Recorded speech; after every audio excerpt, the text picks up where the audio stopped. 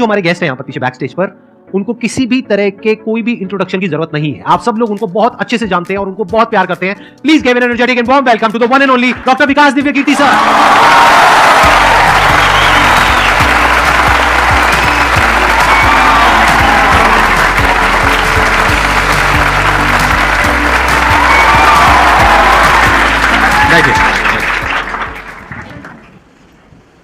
मैं सबसे पहले आपको धन्यवाद देना चाहता हूँ यहाँ पर आने के लिए। Thank you so much. क्योंकि जब से मैंने सीरीज शुरू करी है तब से हमारे कमेंट सेक्शन में कोई भी एक भी ऐसा वीडियो नहीं है जहां पर आपका नाम ना लिखा हो।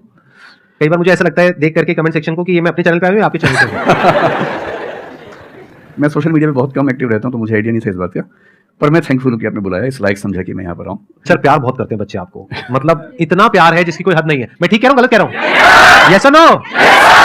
सो अब आप लोग जो चाहे जैसे चाहे इनसे क्वेश्चंस पूछ सकते हैं। सर लाइफ में जब भी कोई सिचुएशन आती है कि जिसमें दो रास्ते, एक प्रैक्टिकल और एक इमोशनल, तो बैलेंस आउट कैसे करना है?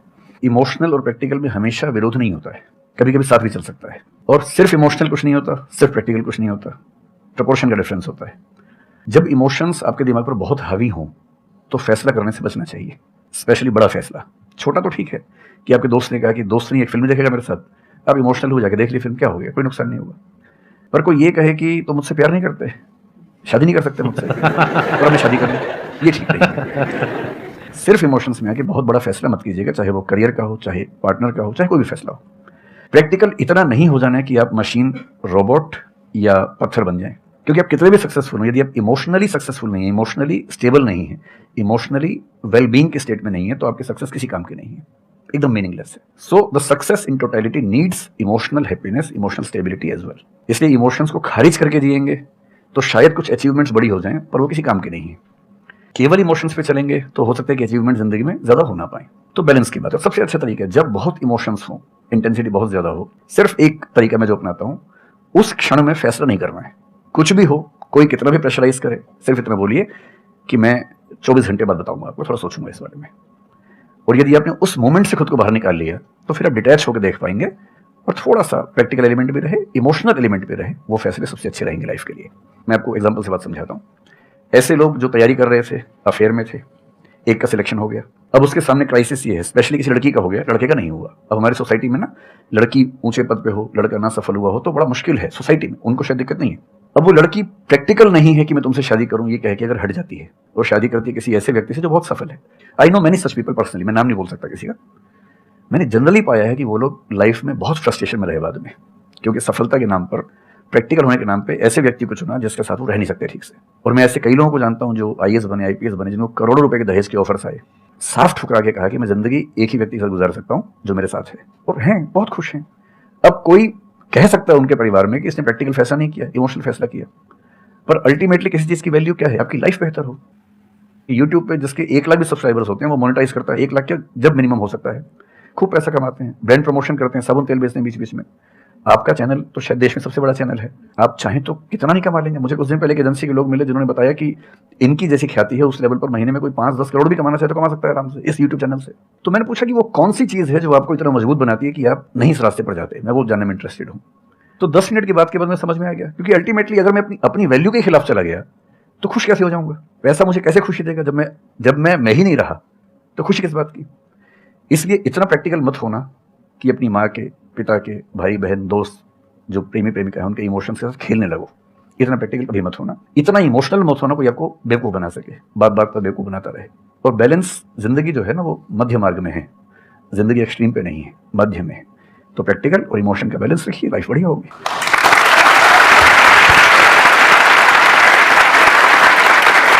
आपने सर इतने अच्छे से एक्सप्लेन किया, मेरे पास में कुछ है ही नहीं बोलने के लिए। यूजुअली मेरे पास में कुछ होता है ऐड करने के लिए, लेकिन आपने पूरा ही उसका ऐसा निचोड़ निकाल दिया। आपने YouTube पे इतना बोला कि सच में नहीं बचाऊंगा आपके पास।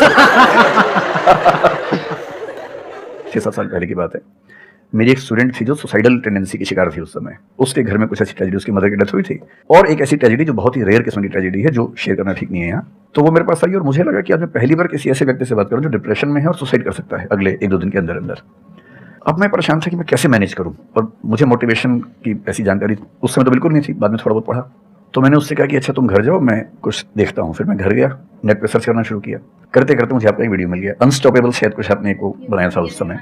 तो मैंने वो थोड़ा सा देखा, 10 मिनट का। मुझे लगा कि ये जो है ना, ये इंजेक्शन है किसी मतलब डिप्रेस्ड व्यक्ति को तुरंत मोटिवेट करने के लिए। तो मुझे ध्यान है कि मैंने उसको वीडियो का लिंक भेजा। मैंने कहा देखो, जिंदगी अपने रास्ते पे चलेगी, ठीक हो जाएगी। जब जब मूड ऐसा हो, बहुत डिप्रेसिंग हो, सुसाइडल मन करे, उस समय वीडियो देखना ध्यान से, और कम से कम उस बुरे फेज से बाहर निकल जाओगी। और फिर मैंने वो वीडियो अपने फैमिली में भी 2-3 बच्चों को भेजा, जो बच्चे उस क्राइसिस में होते थे। तो मैं बहुत थैंकफुल हूँ उन सब बच्चों की जान बचाने में। क्या बात कर बड़ी भूमिका है। Thank you so much sir, it means a lot to me. ये तो आपने बहुत बड़ी बात कह दी सर, मेरे लिए बहुत बड़ी बात है ये। नहीं, कई बच्चों की जान बचाई होगी आपने जरूर। जो वो एक मोमेंट होता है, उस मोमेंट में कोई बचा ले तो लोग बच जाते हैं। वो मोमेंट क्रॉस हो जाए तो फिर चीजें बिगड़ जाती हैं। हेलो सर, नमस्ते। नमस्ते सर, बोथ ऑफ यू, मैं हमेशा से आप दोनों की बहुत फैन रही हूँ। मुझे बस ऐसा लग रहा है कि मैं सपना देख रही हूँ, मेरे लिए रियलिटी नहीं है। मुझे बस आपसे ये जानना, मैं हर मतलब एवरी डे 8 से 10 आवर में पढ़ाई करती हूँ, बट मुझे कभी कभी बहुत डिमोटिवेशन आ जाता है कि होगा नहीं होगा, क्या होगा पता नहीं। देखिए, डिमोटिवेशन अगर आपको दिन भर में 1 घंटे आता है, नहीं सर, ऑलमोस्ट टाइम पढ़ाई करने के बाद 2-3-4 दिन के बाद ही होता है, हाँ, कंटिन्यूसली अगर महीने में 4-5 बार आता है और 1-1 दिन के लिए आता है, तो इसका मतलब आप एकदम ठीक हैं। अगर कोई व्यक्ति आपको ये कहे कि मुझे डिमोटिवेशन कभी नहीं होता, तो उसको इलाज की जरूरत है।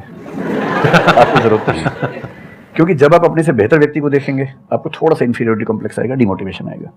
जब आप अपने से कमजोर को देखेंगे, आपको सुपीरियरिटी कॉम्प्लेक्स आएगा, थोड़ा सा मोटिवेशन ज्यादा हो जाएगा।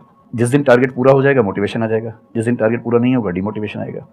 जिस दिन टेस्ट में आपके मार्क्स अच्छे आएंगे, आप मोटिवेशन के साथ लौटेंगे। जिस दिन खराब आएंगे, डिमोटिवेशन होगा। लेकिन ध्यान रखिए, जिस दिन आप मोटिवेटेड हैं, उस दिन आप वजह बन गए कईयों के डिमोटिवेशन की। लगातार मोटिवेटेड होना एक मेंटल इलनेस की निशानी है, और लगातार डीमोटिवेटेड होना डिप्रेशन की निशानी है। इन दोनों से बचना है। तो डीमोटिवेशन की बहुत हाइप है, इतनी हाइप की जरूरत नहीं है। थोड़ा बहुत हो, एंजॉय कीजिए उसको। और जब जब लगे कि जिंदगी बहुत खराब चल रही है, तो मैं जो करता हूँ, अजीब सा लगेगा आपको, मैं कभी कभी शमशान घाट चला जाता हूँ। सर, मैंने ये सुनी है, आपने वीडियोस में भी कहा है। सच में चला जाता हूँ, या ट्रॉमा सेंटर चला जाता हूँ देखने के लिए। ट्रॉमा सेंटर में जाके 1 घंटा बैठ के आ जाइए, मोटिवेशन आ जाएगा। और शमशान घाट में जाके देख लीजिए कि हम जैसे हमसे कम उम्र के लोग वहाँ जल रहे होते हैं, तो लगता है हम जिंदा तो हैं। अगर मैं थोड़ा सा कॉग्निटिव लेवल पर बात करूँ, एक बहुत बड़ा साइकोलॉजिस्ट हुआ, उसका नाम है ब्रेंटानो। कभी सर्च कीजिएगा उसको। ब्रेंटानो ने ह्यूमन कॉन्शियसनेस को स्टडी किया, और उसने ये बताया कि ह्यूमन कॉन्शियसनेस की बेसिक नेचर है कि जो हमारे पास है वो हमें नजर नहीं आता, जो नहीं है वो नजर आता है। तो the consciousness of lacking something is the nature of human consciousness. इसलिए इसी बात को एक शेर में, बहुत प्रसिद्ध शेर में कहा गया है, दुनिया जिसे कहते हैं जादू का खिलौना है, मिल गया सो मिट्टी है, नहीं मिला वो सोना है। तो जो आपको नहीं मिलेगा ना, हमेशा बड़ा होकर दिखेगा, जो मिलेगा छोटा हो जाएगा। तो ईमानदारी इसमें है कि जब जब डिमोटिवेशन और डिप्रेशन हो, कागज लेके बैठ जाइए और एक तरफ लिखिए, मेरी जिंदगी में ऐसा क्या क्या है जो दूसरों के पास नहीं है। पेज भर जाएगा पूरा। तो जो है उस पर ध्यान दीजिए और एंजॉय कीजिए। मेरा क्वेश्चन है कि आजकल बहुत लोग बोलते हैं कि एजुकेशन सिस्टम हमारा पुराना हो गया है, और बहुत लोग बोलते हैं कि इसे चेंज करना चाहिए, और ये सारी चीज़ें बहुत पुरानी हो रही है जो हम अभी करंटली पढ़ रहे हैं। तो इस पे आपका ओपिनियन क्या है? एजुकेशन सिस्टम में तो बहुत मेजर चेंजेस की जरूरत है, और ये बात भारत सरकार ने एक्सेप्ट भी की है, नई पॉलिसी भी लेके आए हैं। मतलब मुझे लगता है कि कई लेवल्स पे देखना है। सबसे पहले तो ये डिफाइन करना जरूरी है कि एजुकेशन का पर्पस है क्या। क्या पर्पस केवल नौकरी लेना है, एक जॉब मिल जाए, वही पर्पस है? मैं उससे एग्री नहीं करता हूँ। मेरी राय में एजुकेशन का बेसिक पर्पस है कि एक होमो सेपियंस, एक इंसान बन जाए, सोचना आ जाए, उसको समझना आ जाए। कोई राजनेता या धर्मगुरु उसको गधा ना बना सके, बेवकूफ़ ना बना सके। उसे इतनी समझ हो कि वो चीज़ों को फैक्चुअली, ऑब्जेक्टिवली समझ सके, तर्क कर सके, बहस कर सके, और अगर तर्क और बहस में सामने के तर्क ठीक हैं तो उनको एक्सेप्ट भी कर सके, इतना विनम्र भी रहे। बेसिकली पर्सनैलिटी ग्रूमिंग का प्रोसेस एजुकेशन है, वो केवल नौकरी का मामला नहीं है। पहली गलती तब होती है जब हम उसको केवल नौकरी का मामला मान लेते हैं। मतलब नौकरी जरूरी है, ऐसा नहीं कि जरूरी नहीं है, लेकिन वो सिर्फ वो उसका पर्पस नहीं होना चाहिए। सेकेंडली, कई ऐसी चीज़ें, जैसे अगर बहुत विस्तार में तो मेरी जा सकते हैं, जैसे एक बहुत छोटी बात है सेक्स एजुकेशन हमारी सोसाइटी में। ये इतनी ज़रूरी चीज़ है। स्कूल में जो एडोलेसेंस की एज के लोग हैं, 12, 13, 14 की एज के लोग हैं, उनको वो सब चीज़ें बताएं ताकि गलत सोर्सेज से इन्फॉर्मेशन ना मिले, कोई गलती ना कर बैठें। हेल्थ एजुकेशन के रूप में हो, उनको सारी चीज़ें पता हो, ठीक हाथों से पता हो, ठीक तरीके से पता हो। फिर मेरा ख्याल है कि जैसे IITs में अब तो होने लगा है, पहले क्या था कि हम टेक्नोलॉजी सेंट्रिक एजुकेशन पर ज़्यादा फोकस करते थे कि आपने मशीन को समझ लिया, तकनीक को समझ लिया, हो गया, इंसान को नहीं समझा। टेक्नोलॉजी पढ़ने वाले लोग समाज और इंसान से एकदम कटे हुए थे। अब तो ह्यूमैनिटीज़ के कुछ सब्जेक्ट्स पढ़ाने की परंपरा शुरू हो गई है। एक होलिस्टिक एजुकेशन हो। ह्यूमैनिटीज़ वाला बच्चा केवल हिस्ट्री, पॉलिटिकल साइंस, सोशियोलॉजी पढ़ता है, उसको कोडिंग का सी भी नहीं आता, टेक्नोलॉजी बिल्कुल नहीं आती उसको MS एक्सेल भी नहीं पता क्या होता है। टेक्नोलॉजी वाला सिर्फ टेक्नोलॉजी पढ़ता है, वो ह्यूमन ब्रेन को नहीं पढ़ना चाह रहा, सोसाइटी को नहीं पढ़ना चाह रहा। क्यों नहीं एक ऐसी शिक्षा हो जिसमें एक इंटीग्रेटेड अप्रोच हो, होलिस्टिक अप्रोच हो, कि हम खुद तय कर सके कि किस किस एरिया में हमें ज्यादा जाना है और एक बेसिक अंडरस्टैंडिंग हर चीज की हो। तो बेसिक 3 फार्मूले माने जाते हैं। एक यूनिवर्सलाइजेशन ऑफ प्राइमरी एजुकेशन है कि 10वीं क्लास तक की शिक्षा हर बच्चे को मिले, ठीक से मिले। वोकेशनलाइजेशन ऑफ सेकेंडरी एजुकेशन, यानी 11वीं 12वीं की पढ़ाई का पर्पज है कि बच्चा ये समझ पाए कि उसको जिंदगी में आगे कहाँ जाना है। और फिर जो हायर एजुकेशन है वो सबको करने की जरूरत नहीं होनी चाहिए, वो शौक पूरा करने के लिए नहीं है, वो शादी का वेटिंग रूम नहीं है, वो उसके लिए है जिसको सच में आगे पढ़ना है, वो उतना पढ़े, सब्जेक्ट चूज करे और फिर उसमें गहराई से रिसर्च करे ताकि डेवलपमेंट के रास्ते पर अब बढ़े। हम एजुकेशन के मामले में बहुत बुरी स्थिति में हैं। मैं तो जिस उम्र में हूँ, मेरा अब तो पर्पस भी ये बन गया है कि अब मैं उसी पे कुछ काम करूँ। एक यूनिवर्सिटी शुरू करने की योजना मेरे मन में है, इनसे मैंने शेयर भी किया था। और मैं जिस तरह का विश्वविद्यालय सोचता हूँ वो नौकरी देने के पीछे पागल नहीं होगा, वो होमो सेपियंस को कायदे का इंसान बनाने की कोशिश करेगा। नौकरी तो उसका एक पार्ट है। मतलब आप जितने भी सफल लोगों को देखेंगे जनरली, जैसे मैंने इनसे पूछा, ये जिस फील्ड में सफल हैं, इनका जो करियर है, अगर मैं इसको छोड़ भी दूं तो अदरवाइज जो इनका करियर है वो उस विषय से जुड़ा हुआ नहीं है जो इन्होंने पढ़ा ग्रेजुएशन में। मेरा भी नहीं है, आमतौर पर किसी का भी नहीं है। 90% लोगों को मैं देखता हूँ जो सक्सेसफुल हैं, उनके ग्रेजुएशन के सब्जेक्ट में और लाइफ की फील्ड में कोई लिंक नहीं है। तो बेसिक पर्पस क्या है? वो स्मार्टनेस बाहर आ जाए, ग्रूमिंग हो जाए, इंटेलिजेंस है, इमोशनल इंटेलिजेंस है, वो सब जो टूल्स हैं वो उस बच्चे को सीखने को मिल जाए ताकि फिर वो जिंदगी को फेस कर सके, इनोवेट कर सके, नए रास्ते निकाल सके। 1000 रास्ते दुनिया में होते हैं। तो सच बात है कि काफी चेंजेस की जरूरत है और आप और हम मिलकर करेंगे चेंजेस। एजुकेशन वाइज अगर देखा जाए तो मैंने बहुत ज़्यादा कुछ नहीं किया है अपनी लाइफ में, बट मेरे स्टैंड पॉइंट से अगर आप देखोगे कि एजुकेशन क्या है, तो एजुकेशन का सबसे बड़ा गोल ये है कि एक इंसान का दिमाग खुले, बजाय कि उसका दिमाग इतना नैरो डाउन हो जाए कि उसको लगे कि बस यही अगर हो गया तो सक्सेस है, ये नहीं हुआ तो फेलियर है। आप अनगिनत तरीकों से अपने गोल को, अपने पर्पस को, या जो भी आप करना चाहते हो उसको अचीव कर सकते हो। एजुकेशन का सबसे बड़ा गोल ये होना चाहिए, और वही मेरी कोशिश है अपने इन सेशंस के थ्रू करने की, कि एक इंसान का दिमाग खुल जाए, उसके दिमाग में एक पॉसिबिलिटी माइंडसेट आ जाए, ना कि एक लिमिटेड माइंडसेट हो कि बस ये हो गया तो बहुत है। अब प्रॉब्लम क्या है, ये जो लिमिटेड माइंडसेट है ये बहुत लोगों का है, करोड़ों लोगों का है, तो वहां पे कंपटीशन भी बहुत है। पॉसिबिलिटी माइंडसेट जबकि देखा जाए तो ज्यादा इंटरेस्टिंग है, लेकिन बहुत कम लोगों का है और वहां पे कंपटीशन कम है। और पॉसिबिलिटी माइंडसेट क्या होता है कि कोई भी काम अगर मैं कर रहा हूं, अगर वो नहीं हुआ तो इसका मतलब ये नहीं है कि मैं फेल हो गया, इसका मतलब ये है कि मैं क्रैक नहीं कर पाया। There has to be a way. ये एजुकेशन काम अगर कर दे तो रियल एजुकेशन हो गई हमारी। मतलब एक इंसान को, जब थॉमस एडिसन बल्ब के आविष्कार में लगा हुआ था, हाँ जी, 1000 बार फेल हुआ, तो किसी ने उससे पूछा कि यार तुम बार बार करते होता तो है नहीं, तुमसे क्यों कर रहे हो? तो उसने पता है क्या कहा?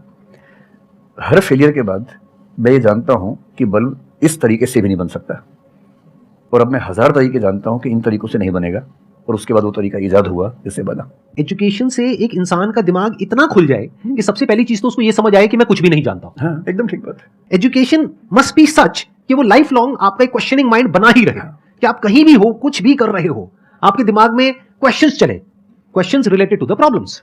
जो भी आप काम कर रहे हो वो क्या है? अल्टीमेटली प्रॉब्लम सॉल्विंग है, तभी उस काम में वैल्यू है। अगर किसी की कोई प्रॉब्लम ही नहीं सॉल्व कर रहे हो तो उसमें वैल्यू कहां ऐड हो रही है? और वैल्यू नहीं ऐड होगी तो आपको पैसा कैसे मिलेगा? फिर चाहे जॉब हो चाहे बिजनेस हो।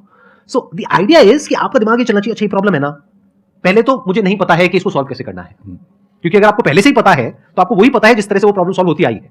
That may not be relevant in today's context, but still आप उसको उसी तरह से सॉल्व करोगे जिस तरह से सब कर रहे हैं। वहां पर कंपटीशन है, फिर आप कहोगे कि कुछ हो नहीं रहा है।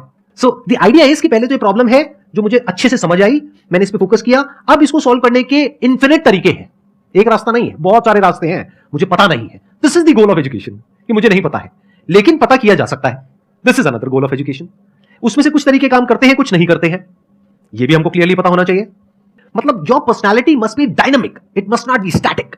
जैसे मैंने देखा है बहुत लोगों को जो मुझे मिलते हैं, कुछ लोग हैं उसमें से जो, जैसे मैं सर से मिला अभी ऑफ कैमरा, हम लोग बैठे हुए थे, डिस्कशन कर रहे थे, तो it was a great experience sir, आपके साथ में बैठ करके जिस तरह से, जिस ठहराव से सर बात कर रहे थे, जिस तरह से चीजों को सुन रहे थे, समझ रहे थे, और मैं क्वेश्चंस पूछ रहा था, ये मेरे से क्वेश्चंस पूछ रहे थे, तो there was a conversation which was going on.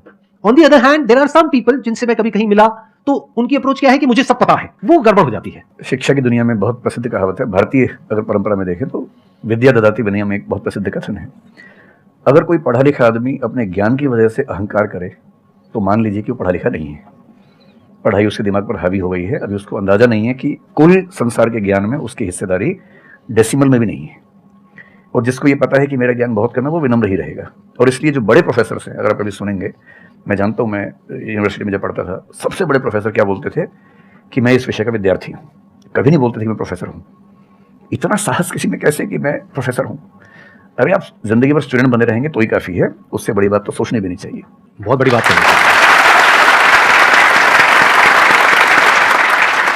मतलब कि एजुकेशन का गोल आपको प्रोफेसर बनाना नहीं है, आपको स्टूडेंट बनाना है।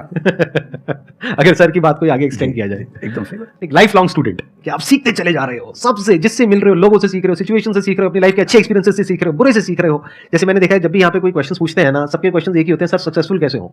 कभी मैंने आज तक ये क्वेश्चन नहीं सुना किसी का भी जो इससे बड़ा क्वेश्चन है, जो आप रिलेट कर जाएंगे कि सर सक्सेस हमारा दिमाग खराब किस तरीके से करती है, या सक्सेस का क्या माइनस पॉइंट है। सक्सेसफुल होने से बड़ा है मीनिंगफुल होना, सार्थक होना। सफल होना छोटी बात है, सार्थक होना ज्यादा बड़ी बात है। सर मेरा क्वेश्चन ये है कि लाइफ में बहुत सारे सर्कमस्टांसेस आते हैं जहाँ पे मतलब हमें ये लगता है, बहुत सारे नेगेटिव थॉट्स आते हैं कि मतलब आगे कैसे बढ़े, how to get rid of fear of failure. Sir कैसे हम इसको हैंडल करें, अगर हम कोई किसी चीज़ को शुरू करना चाहते हैं सर, तो हमारे दिमाग में बहुत सारे नेगेटिव थॉट्स चलते रहते हैं, हो पाएगा नहीं हो पाएगा, बहुत तरह के नेगेटिव क्वेश्चंस आते रहते हैं सर, तो इसको कैसे हैंडल करना है सर इस सिचुएशन को। फियर ऑफ फेलियर थोड़ा सा ठीक भी है, ये हमें रोकता है उन दिशाओं में जाने से जहाँ हमें जाना भी नहीं चाहिए। जैसे मान लीजिए मैं सोचूं कि मैं फुटबॉल प्लेयर बन जाऊं, मुझे पता है कि नहीं बन पाऊंगा, मेरी फिटनेस वैसी नहीं है, तो मुझे ये फियर रोक लेगा, ठीक बात है ना। ये जरूरी नहीं है कि आप दुनिया में हर चीज़ के लिए ठीक हो, हर किसी का एक पैकेज है, हर किसी का जो एट्रीब्यूट्स हैं या वर्च्यूज हैं उन सबका एक पैकेज है। We can be good at few things, we can be best at maybe one thing, we can not be best at everything. तो ये बहुत जरूरी है कि अपने एप्टीट्यूड को देख के हम सिलेक्शन करें कि हमें कहाँ जाना चाहिए, ठीक है। अगर सिलेक्शन कर लिया है तो फिर फियर ऑफ फेलियर होने की वजह ये है कि या तो आप जो कंपटीशन उस पर ज्यादा फोकस कर रहे हैं, अपनी स्ट्रेंथ पे कम फोकस कर रहे हैं।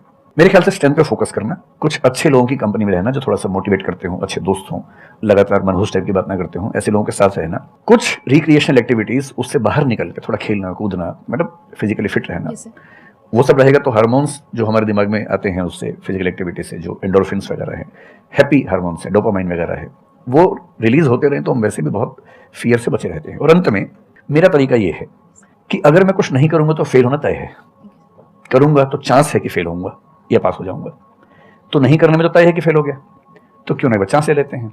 और एक जगह फेल होऊंगा तो तय मान के चलिए कि दूसरी जगह मेरे फेल होने के चांस कम होगा, क्योंकि मुझे एक एक्सपीरियंस है प्रयास करने का और फेल होने का, और वो एक्सपीरियंस किसी ना किसी क्वांटिटी में हर फील्ड में काम आता है, मैच्योरिटी आपके अंदर आती है।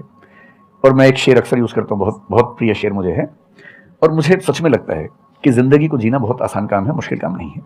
असली बात है कि आप प्रयोग करें, कोशिश करें, और हार जाएं तो दूसरी कोशिश करें। और मैं इसीलिए एक लाइन हमेशा बोलता हूं, क्यों डरे, जिंदगी में क्या होगा, कुछ ना होगा तो तजुर्बा होगा।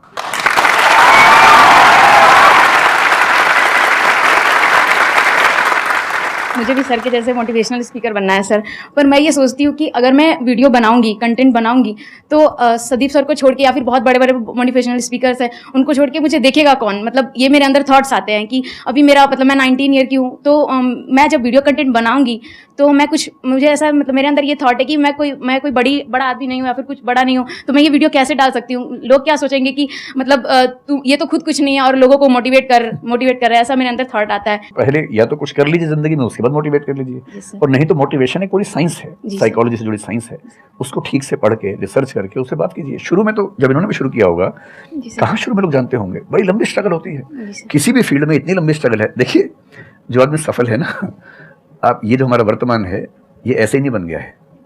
हर सफल आदमी का एक बहुत लंबा अतीत होता है जिस पर नजर किसी की नहीं होती है। और बशीर बद्र ने एक बड़ी गहरी बात कही थी, ये फूल मुझे कोई विरासत में मिले हैं, तुमने मेरा कांटों भरा बिस्तर नहीं देखा। कितने साल तक ये लहूलुहान हुए होंगे, रोज छिला होगा शरीर, तब जाके लोगों ने पहचानना शुरू किया होगा। लगातार काम करने से, जिसको कंसिस्टेंसी कहते हैं, परसिवरेंस कहते हैं, बात बनती है, आपकी भी बनेगी। मैं तो कई ऐसे लोगों को जानता हूं जिन्होंने एकदम स्क्रैच से शुरू किया और उसके बाद टॉप पे पहुंचे। आपने अपने क्वेश्चन में दो बातें टच करी, एक कि आपको मोटिवेशनल स्पीकर बनना है, एक है कि फियर ऑफ फेलियर है। एक तो फियर ऑफ फेलियर को हटाइए, अगर आपको मोटिवेशनल स्पीकर बनना है तो अपने माइंडसेट को रखिए एक्सपेरिमेंटल माइंडसेट। आप ये समझिए life is like an experiment. एक साइंटिस्ट का माइंड कैसा होता है, वो ये थोड़ी ना सोचता है कि मैंने ये एक्सपेरिमेंट किया, फेल हो गया तो क्या होगा। उसको पता है failure is a part of success. जब तक 20-30 बार, 50 बार, 100 बार कोई एक्सपेरिमेंट फेल नहीं हुआ, इसका मतलब वो कुछ नया ट्राई नहीं कर रहा, इसका मतलब वो तो रिपीट कर रहा है। जैसे स्कूल में बच्चे करते हैं लेबोरेटरी में कि बुक में देखा बस उसको कॉपी किया, तो दोनों में फर्क हो गया ना। एक है कुछ नया डिस्कवर करना, कुछ नया क्रिएट करना, एक है जो क्रिएट हो चुका है उसको रिपीट करना। तो you are talking about becoming a motivational speaker. तो अगर आप मेरे जैसे बनेंगे तो कोई क्यों देखेगा आपको, आपको तो अपने जैसा बनना पड़ेगा ना। तो अब उसमें क्या करना पड़ेगा, अब आपको क्या पता कि आपके अंदर ऐसा क्या है जिसको लोग देखना चाहें, उसके लिए तो एक्सपेरिमेंट करना पड़ेगा, ट्राई करना पड़ेगा। एक तरह से आप वीडियो बना के डालोगे, कोई नहीं देखेगा, दूसरी तरह से बना के डालोगे, कोई नहीं देखेगा, फिर तीसरी तरह से, फिर चौथी तरह से, हो सकता है 6 महीने बाद, 1 साल बाद, 2 साल बाद जा करके कहीं थोड़ा सा कुछ ऐसा क्लिक हो जाए जो हो सकता है आपको लग रहा था कि शायद ये नहीं होगा और वो क्लिक हो जाए। बट ये सब होता उसी के साथ में जो कुछ कर रहा होता है, जो कुछ ट्राई करता है। जैसे ट्राई करोगे तो हो सकता है हो जाए, नहीं करोगे तो पक्का है नहीं होगा, जैसा भी सर ने थोड़ी देर पहले कहा था।